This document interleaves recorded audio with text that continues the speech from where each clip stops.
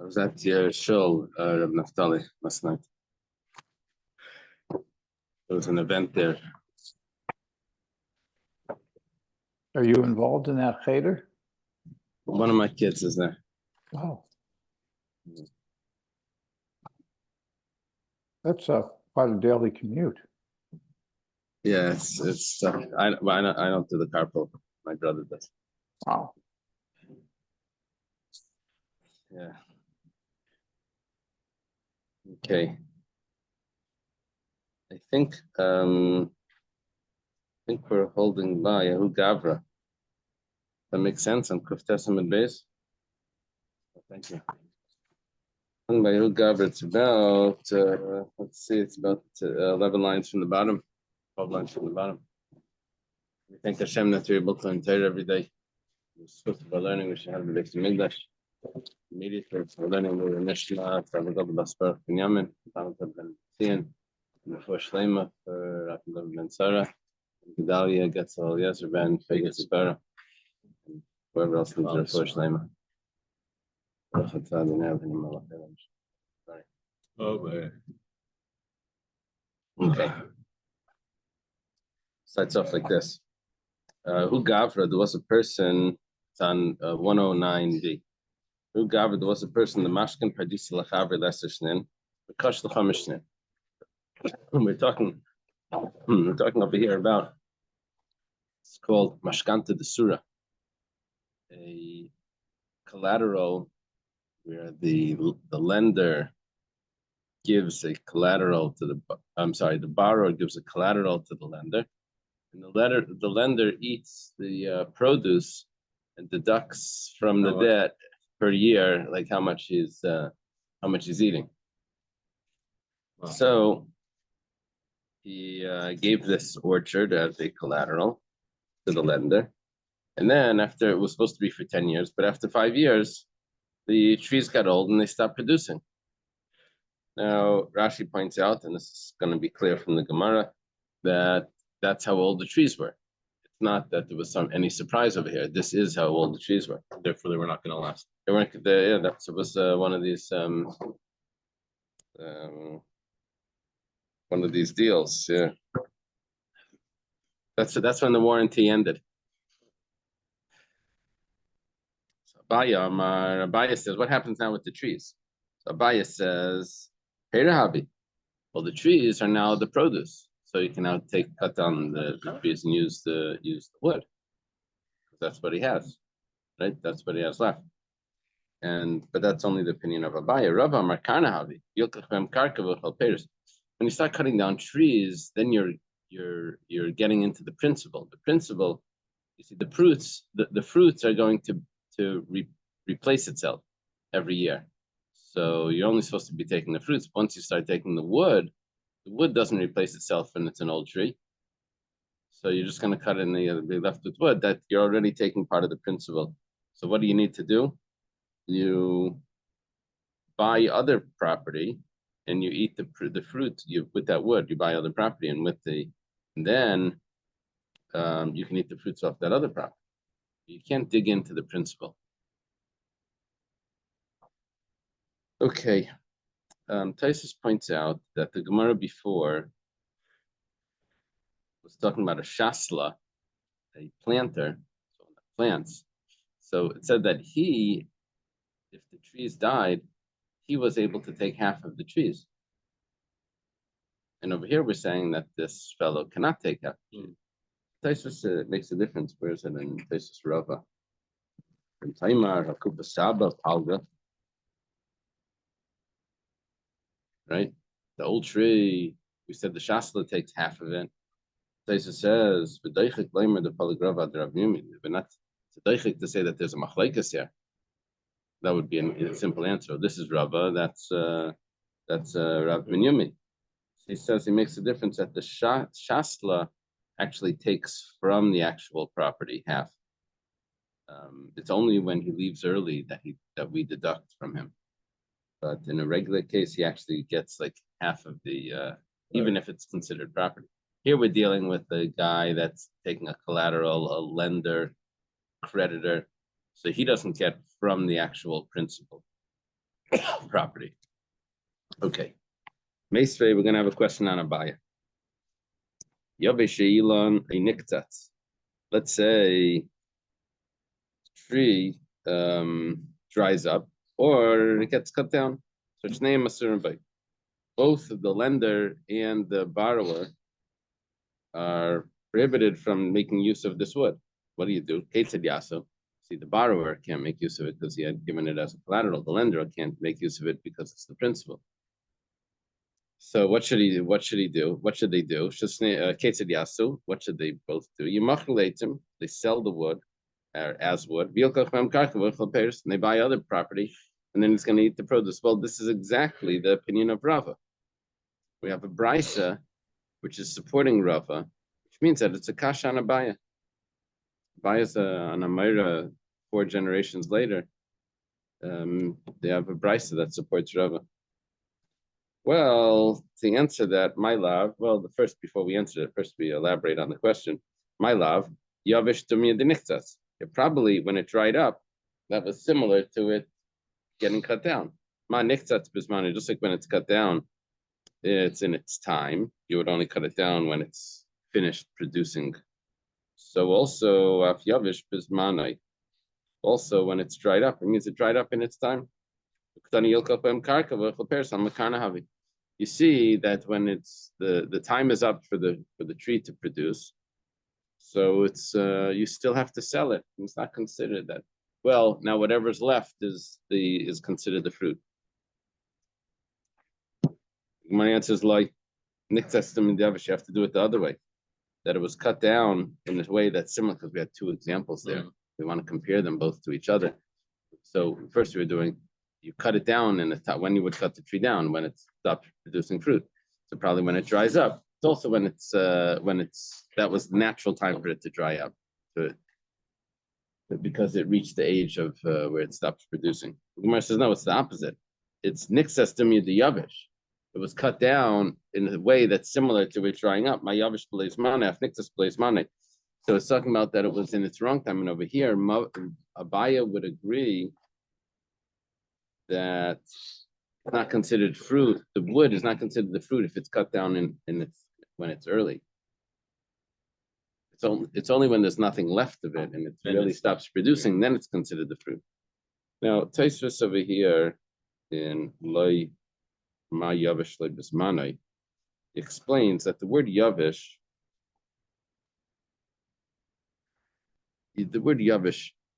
actually implies that it's not in its time, that it dried up early. If it wanted to say that it just stopped producing because it only produces for a certain amount of years, then it would have used the term hiskin. Hiskin means that it got old and it stops producing. Yavish means, what do you know? It's dried up. Like, well, surprise. So the term yavish actually lends to the maskana Gemara here, that yavish means it dried up not in its time. When the Brisa says yavish ilan or ainektat shnei masurim by, that's because it wasn't in its time. And Abaya would agree that if it dries up early, that the lender can't use the collateral, can't use the wood from the collateral just to collect. He has to sell that and buy other property. Abaya would agree to that. That goes back to the sycamore. Not to the sycamore. No, now we entered into a new discussion about when you're supposed to be using, you're supposed to get the produce from something, and you also take some of the principal. You're supposed to be getting the profits. If there's no more profits, does the principal become the profit? That's what we're saying. Yeah. Tashima, come and listen. We're gonna enter into a discussion now about a woman that inherits property after she's married. That property is automatically nichsei malug, which means that the husband eats the fruits. And So it's not embarrassing. It's not saying embarrassed. That's only if it would be before the marriage and she was put into the ksuba, that he's taking responsibility for that. But now She inherits property. Nafla gefanim v'zeisim zukenim. She inherited property that has. I'm not saying that correctly. The Gemara is not gonna say use the words that I just used. Let me use exactly what the Brisa says. She inherits vines and olive trees that are old. The rule is yimachru le'etzim. So we can't say that the husband could take that wood because he's supposed to take the produce. We don't say that. We say that he can't take the wood. You have to sell the wood. Yilkach bem karka. You have to buy other property. And then the husband can eat the fruits of that property, all the whatever he's growing on that new field that they just bought. So the Gemara asks now a kasha on Abaya again.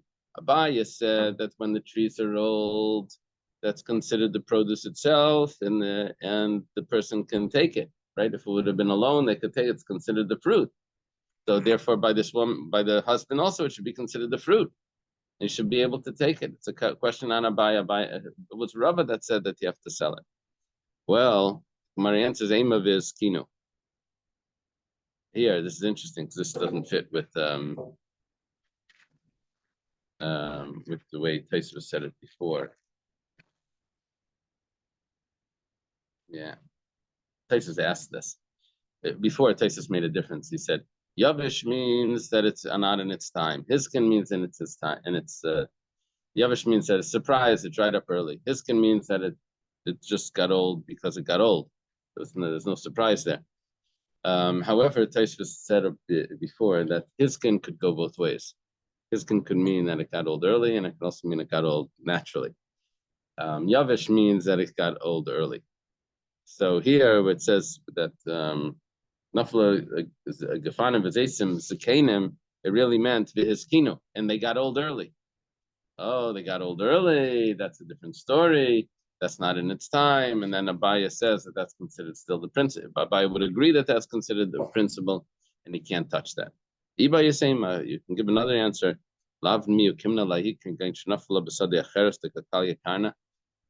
Very interesting answer. This is a real Baba Basra type of. I mean, the Gemara is in Ksubas, but this is a real Baba Basra discussion. One person owns the trees, and someone else owns the land. So, what's happening over here is that this girl's father had owned the trees in someone else's property. Now the father dies, and the girl who's already married inherits the trees. Now, if there would be a land there and there's trees, so then I would say that maybe the trees could be the produce. But because they don't own the land, they only own the trees. Right. Someone else owns the land. So now there is no, this is the whole principle. So there's no way of saying that this is considered the produce. Because if he consumes these trees, then there's mamish nothing left. He's only supposed to get the produce, not the. Produce would be anything that gets replaced. Yeah, but over here the trees aren't going to grow back because they got old. He wants to cut them down and sell them as firewood. But once he cuts them down, then he's finished with this property. They lock the door. You have nothing more to do in here. So, yeah.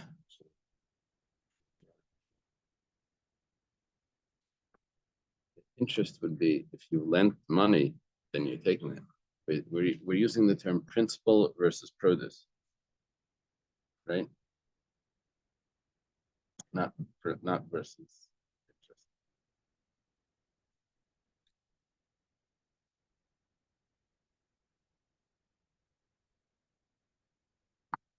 All right.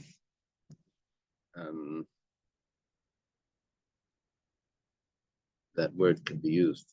It's a relative word. It depends what context you're using it. It's principal versus profit, and it could be principal versus interest. Depends if it's a loan or if it's something else. Okay. The Rushdara was a document, and this is a document of the Mashkanta Desura. Remember, we said that if someone lends money, and then Reuven lends money to Shimon. Shimon has a property, and he gives the property to Reuven to use for a few years. And then, and every year we're going to deduct a certain amount from the loan, right? Let's say the loan was $200. It gives it to him for 2 years. Each year we can deduct $100. Well, anyway, there was a shtara, the habiksiv beshnin stama. It didn't say how many years, it just said years. You can see a lawsuit coming. Is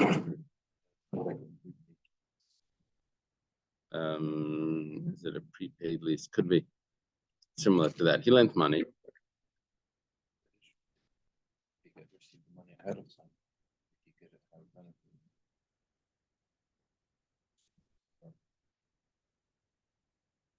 No, well, what really happens is he lends money and the guy doesn't pay him back. So he says he has a property. I'll give you that property to use, and instead of you just holding that property till I get the money, why don't you start just deducting from the loan as you use that property? So it's a repayment plan. And but the problem is, in this repayment plan, they didn't say how many years he's giving it for. So but it turns out like how much the loan was is going to be paid up. It's going to turn into an argument how this is going to be repaid. Malva, the lender, who's the guy that wants the property, that's in the property now, he's the one that's he has the mashkin, he has the collateral. This is Ruvain, the one that lent money. He says, Shalish, you told me 3 years. Leiva Amar, Shimon says, Shtayim, it was 2 years. Cut the Malva Vachlin Leperi. Turns out that when they filed the case in court, until they got around to hearing the case, the Ruvain had already eaten the produce of the 3rd year. So they postponed things for in court. This during COVID, they postponed all court. Remember they at the beginning, everyone had to just wait. So Rav Yehuda Amar. So now the question is, who's the muhsik? Who's the one that one person has the property, owns the property, and he's claiming from the other person that you owe me money because you took things from my property. And the other one is saying that, no, I have the produce and I ate it. I'm the muhsik, I already ate it. I have it permanent. So, Rabbi Yehuda, Amar Karka B'cheskas Pala Kaima. Loiva, the borrower, he has the property, and the property is in the assumed status of its owner, which means that the Malva needs to pay. You ate an extra year, pay it up, because you just took things without permission. Rav Kana says, no, the fruits are already in his possession.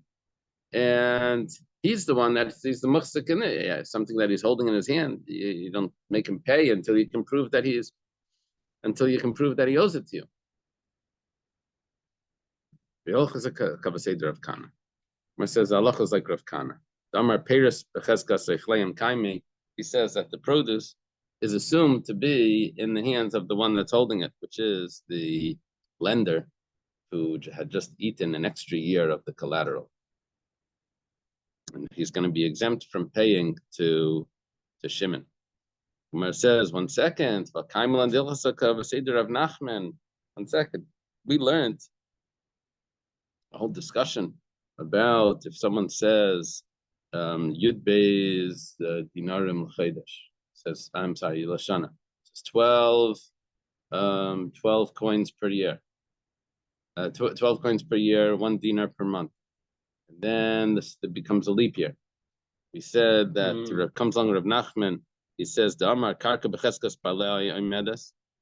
And Rav Nachman says that he's going to have to pay the extra month because we don't put it into the hands of the renter, we put it in the hands of the owner. And so Rav Nachman over there says that we put it into the hands of the owner. And over here you're saying that the passage like Rav Kana that says you put it in the hands of the one that ate the produce. It's a contradiction in Psak. My answers, over there we have a question, an unresolved question. The question is, do you go after his first statement, which was 12 coins per year?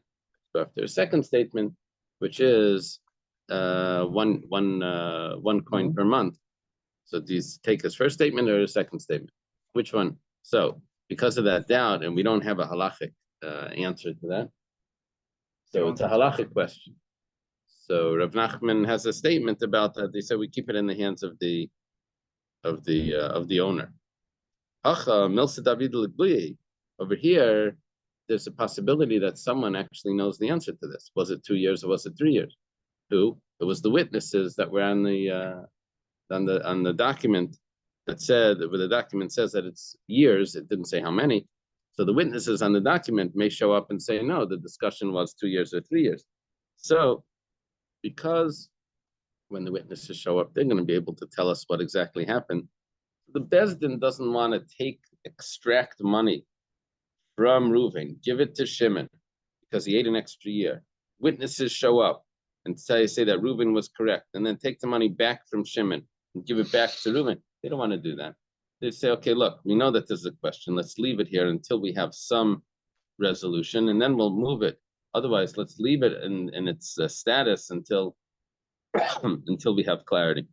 But Truche Beidina, we don't want to bother the Bezdin to have to extract money twice, once this way, and then find out that it wasn't correct, and then give it back. Okay, we have another case. Malva imer chamish v'loiva imer shalish. Let's say the Malva says, Wait, on how many years? You told me that I was going to be in that property. I lent you money. You said that the collateral was I could pay it off. You would pay it off by me staying in the property for 5 years. The Leiva says no. I only said that you would stay in the property for 3 years, and that's how it would pay off the loan.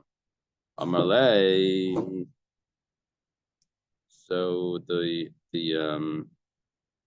who's talking here? Who would say I see the shtarcha? The borrower says to the lender, show me the document that says that that you have the property for 5 years. So the Malva says, I lost the document. Reuven says, I lost the document. Conveniently lost the document. So now he's claiming that it's 5 years.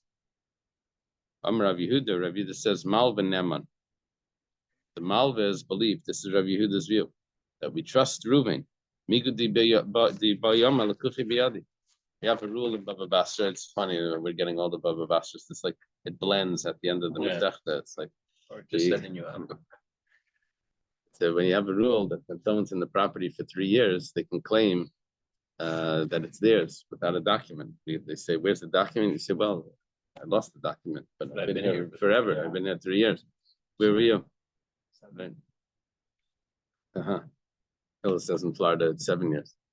But the concept of the document should be filed somewhere where to say where's the title, where's the deed.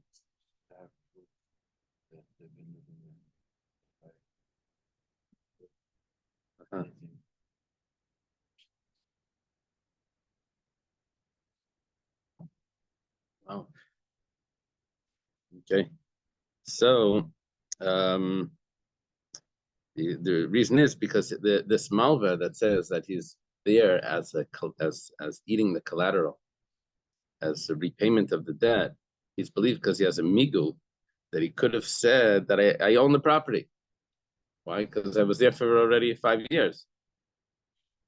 Or maybe he's there for 3 years. And now they're arguing. Whatever it is, 3 years is enough. So he could say that I bought it. The fact that he didn't say he bought it is enough of a proof to tell us that now that he's saying that it's a collateral for 5 years. So we trust him. And if he wanted to lie, he could have said that he owns it for good. Amalei Rav Papa Rav Ashi, Rav Papa says to Rav Ashi, Rav Papa's older, says Rav Zvid, Rav Avia, Leisvirlu Had Rav Yehuda. It's interesting, Rav Yehuda says that, but you should know that Rav Zvid and Rav Ivya, Rav Avira don't agree with that. Why? My timer. Say it like this. Haishtara, that document, Kivan de Guvaina Kai, that document that he has should be used for him to collect the debt. he's collecting the debt. So Mizar Zarbe, he should really not have lost the document. When do we say that a person could lose the document after 3 years? That's by a purchase.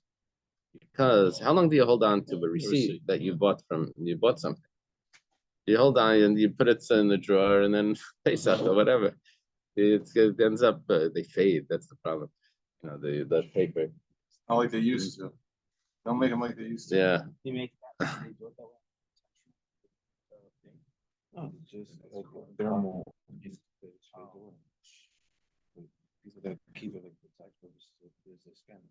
Someone told me that that paper is very bad. You should wash your hands before you eat something. That receipt paper. I don't know. They don't tell you. You buy a power cord or something. It says wash your hands before handling food. There's something in the power cord, but they don't tell you anything about that. That's why it's good not to talk to someone. Yeah, I hear. So when it comes to a receipt of a purchase, we don't expect you to hold on to it for so long. When it comes to a receipt that you're using to collect, we expect you to hold on to it until you've collected. The cleaner's receipt that you're going to have to go get your clothing, that we expect you to hold on to. So over here, he gave a loan. You're going to use the document to go, this is your ticket. This is, this is not something that he's supposed to get the money back. So what happened to the document? Why did he lose it? He's hiding it. Savar, because he's thinking, I'll be able to eat an extra 2 years if I don't show this document. So they hold that we don't trust the Malva. Not like Rabbi Yehuda. Amli Ravina Ravashi. Ravina says to Ravashi, Elameata, if that's the case, I mashkanta desur the kasvi hachi mishlam shnin ilin tepakara double ekasa. This is crazy. He says, how could the rabbis set this up? That they give a field, mashkanta, give a collateral to Reuven because he lent money to Shimon. Give it to him for 5 years, and theoretically, Reuven could conceal the document and claim that he bought it.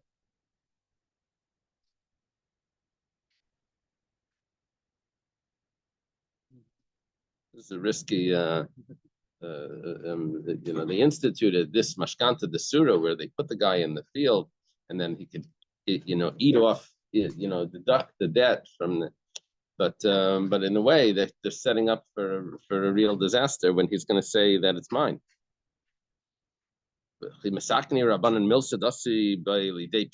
the rabbis institute something that could be such a terrible loss?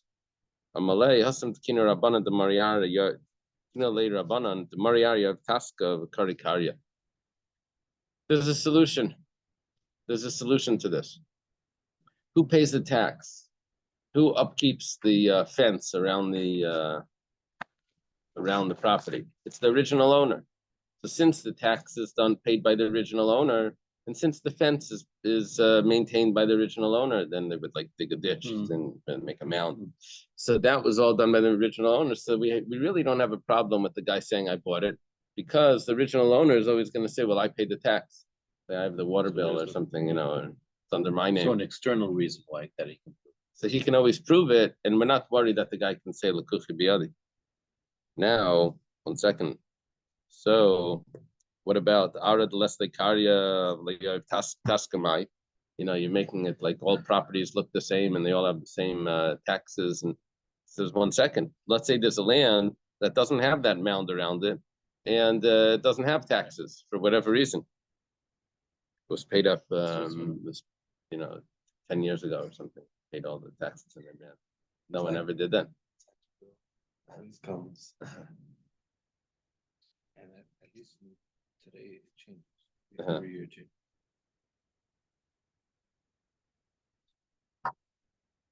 Amalei said, what you should have done is the owner should have protested to make sure that everyone knows that it's his property. It says, let's say he didn't protest. You the opposite on Nafshay. That's his own loss. You should have done something to show that that you're protesting it in front of witnesses. You're able to say that I'm just protesting. I know he's been in there 2.5 years. I'm protesting. I'm making a macha that that everyone should know that that property is mine.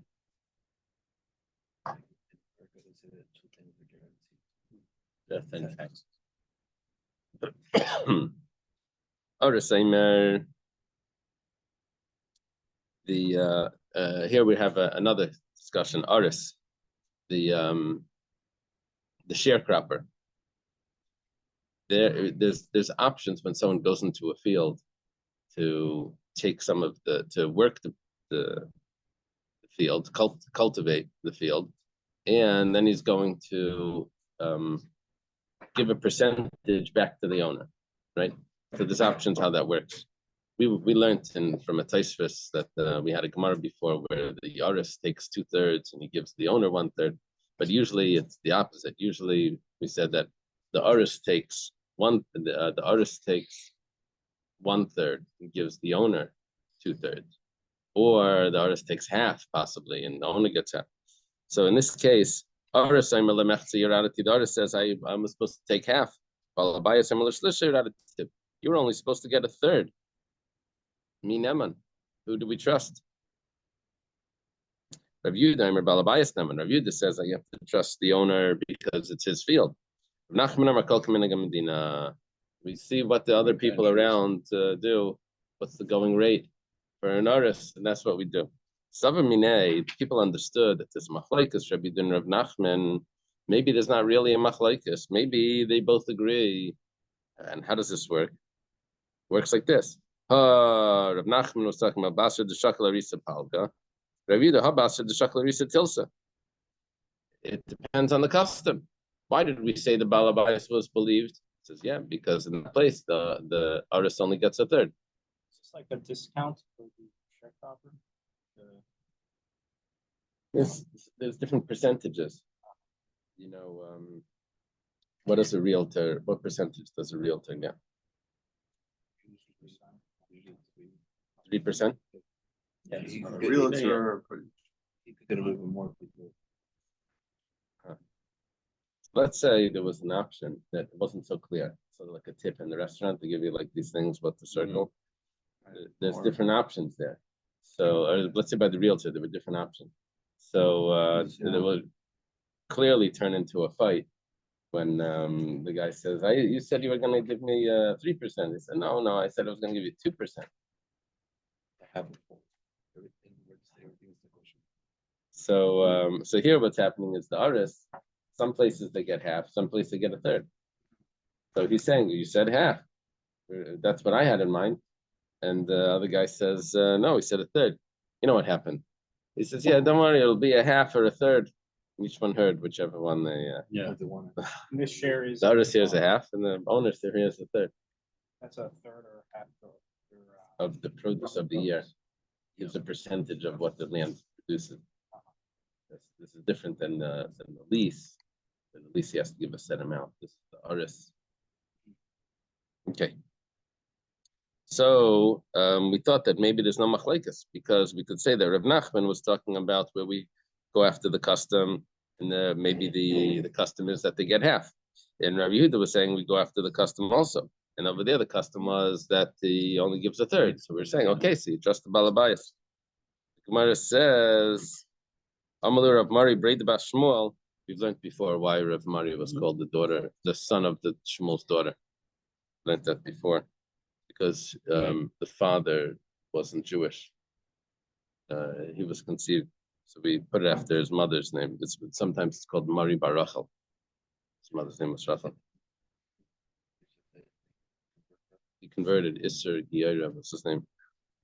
Didn't we have him in Yavamis? I thought we had him. Oh, yeah. Oh. His Okay. grandfather on his mother's side. Yeah. So he says, Hachi Amar Abaya, this is what Abaya says. I feel Ba'asr the Shakal Arisa Palga Pligi. No. Don't say that there's no machlaikas here. Don't be this nice guy and say, oh no, they're not arguing about anything. They are arguing. Even in the case, they're arguing even in the case where the custom is that the Aris takes half. Rav Yehuda Amar Balabayas Neman. The Rav Yehuda says that you still trust the Balabayas. It's going to have to take an oath. But the Bayamar, because the Balabayas can say, the owner of the field can say, Schir Lakitio. He's not an Aris. He's not a sharecropper. It's just a day worker. He doesn't get any percentage. I'm just going to pay him by the hour. Just it's not a partner. Okay. So because of that, now we trust him to say that no, he's a sharecropper. He's going to get a third. Does it say the basis for Rabbi Yehuda's opinion? I could think it might be simply because there's a Kazaka that whoever's the owner is, whoever's in possession is the owner always has possession, as it's that Kazaka. Rabbi Yehuda's been saying that throughout the page. He's saying karka b'chet. Yeah. But I'm just wondering if there's a rationale. what's going on over here is that when you look at the property, it's a little look at the property. The property clearly has an owner, and so the owner should always have the say it's his property. On the other hand, though, there's derivatives of it which are already in the hands of someone else, which maybe we don't view it as the chazaka of the owner. Rav Yehuda says no. Rav Yehuda says no. You view everything under the chazaka, under the status of the owner. He uses over here. He uses the principle of migo, that he could have said that I don't know you at all. Yeah.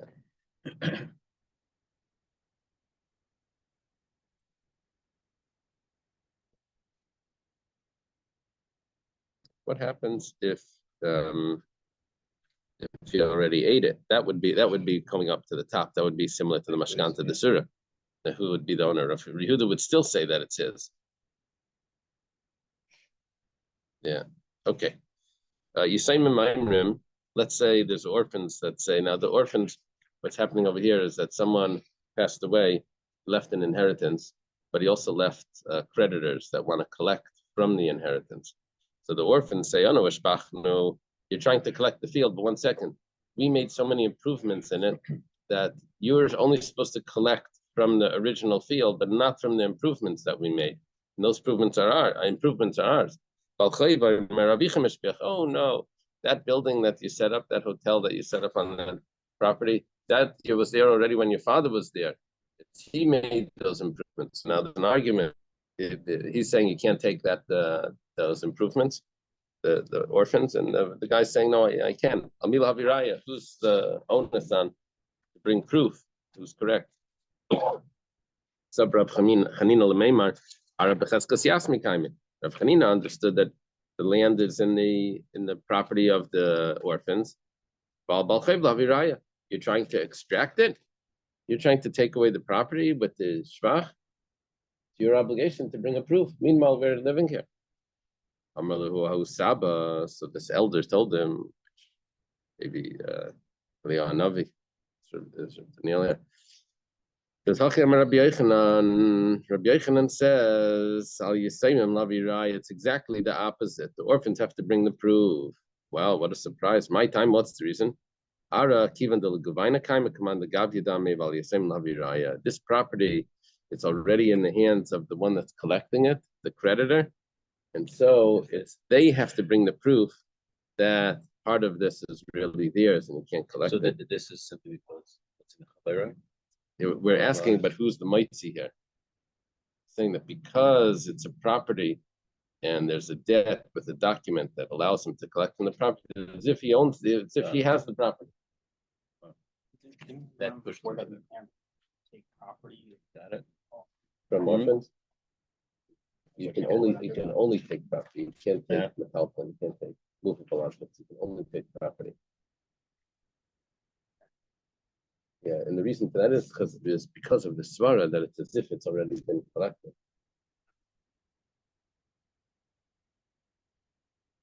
Well, Amar Abaya says Rafanana Mitanina. We actually have a Mishnah that says this. Suffix zek kadam and suffix zek kadam. Kaitzet Spain and Damim. okay, this is a discussion about if there's a tree that's within 50 cubits of the city. So the question is, what came first? Who's going to have to pay for this tree? But either way, you're going to cut it down. So it says that you cut it down, and he doesn't have to. They don't have to pay him anything for the tree. Since it's definitely going to be cut, bring a proof that your tree came first.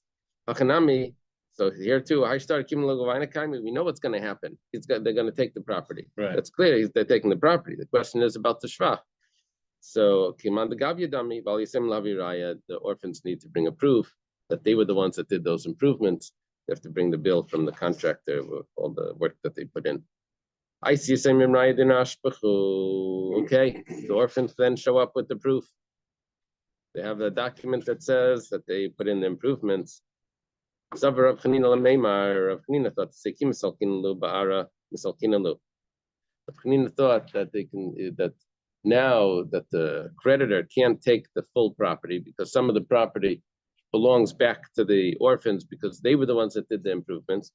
So Rav Chanina thought that maybe they have to leave a certain amount of area of land for the assignment because of the value of the improvement. Kumar says, but it's not so. They can take all the property and they just give back the value in money, in cash. Midir Rav Nachman, like Rav Nachman says, Rav Nachman Amar Shmuel, Nachman says, name is Shmuel Shleisha, Shaman Lehem, Es Ashvach, Amal Nais B'dam. There's three people that you evaluate the improvements, but you don't give them land. You only give them the value of the land back in money. Velohin, B'chol the Pasha. Let's say there's two brothers that inherit the father. One of them is the firstborn, the other one is not the firstborn, but they put improvements into the property. So the firstborn is going to get 2/3, and the non-firstborn is going to get 1/3, right? Because they divided as if there's three brothers there. The only thing is, what about the improvements that they put in together after the father passed away before they divided it up? The firstborn should not get 2/3 of those improvements. He should only get half of those improvements. He really has to give back some of this to the other brother. He doesn't have to leave him land. He only gives him money. Exactly the same thing would happen if a creditor or a wife is coming to the orphans to collect either the ksuba or the debt, that if there were improvements there, they still take whatever the property and they give back the land. They give back the monetary value of the improvements. And the same thing would apply as if a property was sold and there was a lien on that property. Now the creditor is coming to the purchaser. He's saying that property that you bought has a lien on it. The guy that you bought it from owed me money. And then the purchaser says, but I put the improvements in. So he still takes the whole property and he gives him back just the value of the improvements. He doesn't leave him a portion of the land. Now we're going to see, it's not so simple. You're telling me that the Baal Chayv pays back the Lakuchas for the improvements. Does the purchaser actually get those improvements? It says that the creditor can even take the improvements. If we say like Kasha, we can answer depends how ripe they are. If they're shoulders, right? It means that they're ready to be carried away. Then a gil means ready to be ported away, hauled away. So then it's considered not part of the property. Now we're talking about, Rashi points out that it still needs the property a little bit, but it's just almost at its ripe stage. So then we'd say it's not part of the property and the owner can't take it. But if you say that it is part of the property, if you say that it still needs the property, then the creditor can take it. Problem is, we have so many stories from Shmuel that where the person would collect even from the produce that was already in its ripe stage. Says like Kasha. Depends how much the loan was. If the loan included the improvements, then he takes the improvements also. And what's going to happen? The purchaser is going to have to go back to the credit to the seller, to the debtor, and to get his money back. 1 second. If it doesn't have enough if the debt wasn't that much, that it includes also the improvements, so then he's just going to give back to the Lekeah, to the purchaser, the guy that he's extracting it from, just going to give them cash. We have a whole discussion. We had this before in Baba Kama. If the purchaser wants to get rid of the creditor by just paying him money and keeping the field, can he do that? So one opinion says yes, one opinion says no. If you say that he can't do that, then we understand why the guy extracts the whole field and he gives him cash for the improvements. But according to the opinion that says that if the purchaser is able to pay up the debt and still keep the property, so namely, why doesn't he just say to him, if I had the cash, I would give you the cash and you won't be able to extract anything, any land. I said, but I don't have the money. But at least leave me the land. That's what's coming to me anyway, because that's the improvements that I put in. You shouldn't be giving me cash. You should be leaving me the land that has that value.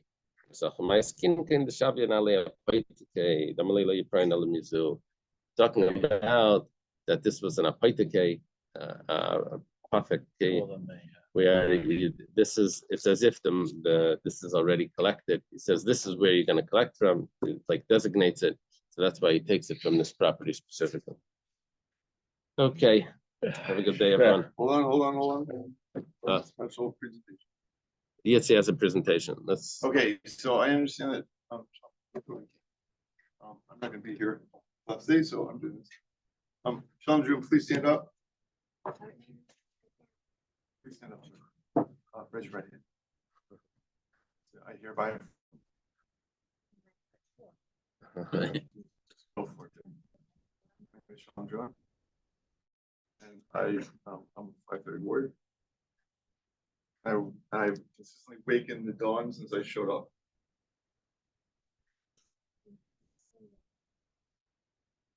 I don't know if you There should go. be doing Okay, that. Congratulations, sir. You're presenting you. Let me stand up. This beautiful, magnificent trophy, blade. It's not for combat. At 530 Warrior Hall of Fame, Sean Druin. There you go, sir. You earned it. Okay, hold on. I'm done. What's your mic? This, I mean, I understand you're going to camp, so you may want to wear this around. I don't know if you're allowed to bring a sword to camp. So just in case you want to show off your achievements, sir, Sean Druin, 530 for your Excellence in Waking Dawn Award. Given today, you probably want to wear that around camp all the time. Here, you can put it in this beautiful gift box that you got. And then finally, I didn't charge you for this, but I should. Whom it concerns. CSC Liebensberger, I'm writing to you because I understand that a decision has been tentatively made to not allow Sean Druin to participate in our 5:30 a.m. Daf Yomi share by Zoom. I would ask that you please give serious reconsideration on this matter. I'm sure that you are aware of the general lack of enthusiasm which plagues many young men to rise from bed at 5:30 or 5 o'clock a.m. each morning and walk often by himself in the dark to learn Torah, to fulfill the very first law of Shema, to wake the dawn with words of Torah. Here you have a super motivated chassid of the Rebbe who does just that every morning. He inspires many with his actions and learning. In this manner, he is only asking with proper camp administration from trustworthy staff members, maybe you, but to continue his pursuit of Torah in such an extraordinary and heroic fashion. This tribe will spread to his friends and cabin mates as well, and maybe even staff. Put that in quotes. Please allow this amazing young man to continue. P.S. I'm sending a copy of this to the Rebbe. So you may want to present that, sir. If you have a denied, but hopefully by then you should add to the sources and have called me. Naftali, are you able to follow that? No, but I'm clapping here. I'm sure that there will be. I'm clapping and I appreciate him being there. Okay. I don't know if you're gonna have room for all that in your. Sean will be here tomorrow. Have a good day, everyone. Yeah. Thank you. I just sent us a Rebbe. Shuttle, they won't be able to refuse it. That's the. We're still good for by the